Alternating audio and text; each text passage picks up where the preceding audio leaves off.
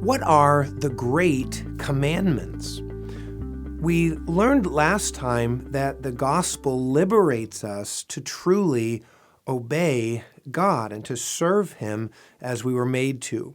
And as J.C. Ryle said, love is the grand secret of true obedience to God.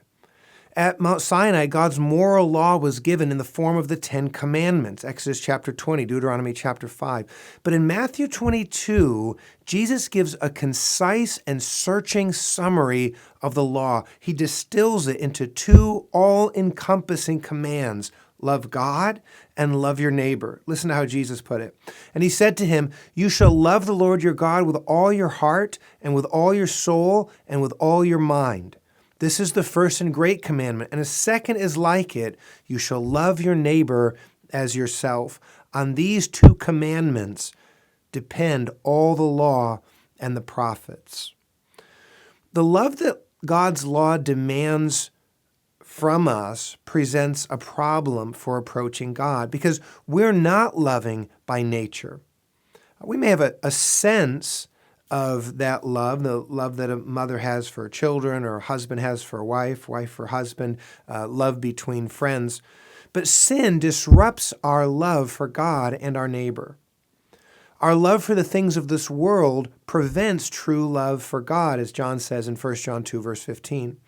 And our self-interested, sinful tendencies produce hatred of our neighbor, as Paul says in Titus 3, verse 3.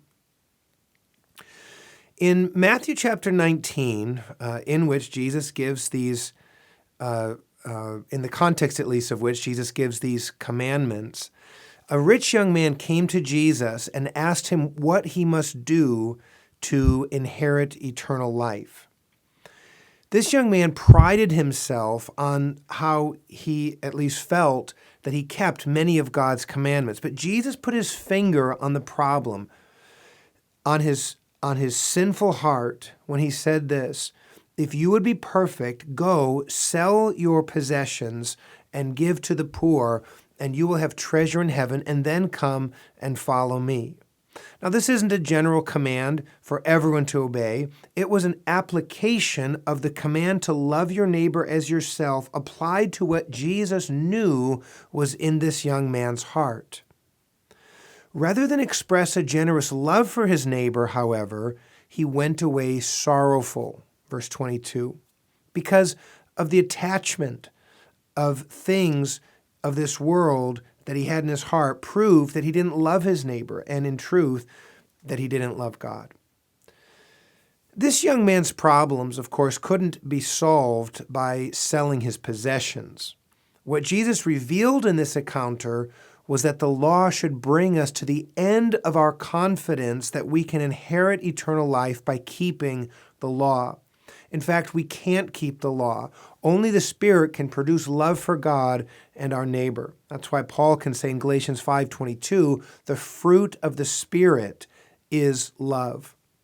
When we learn this important lesson, we won't have to go away sorrowful like the rich young man. We will instead run to Jesus for forgiveness and for His righteousness applied to us, not by works, but by faith.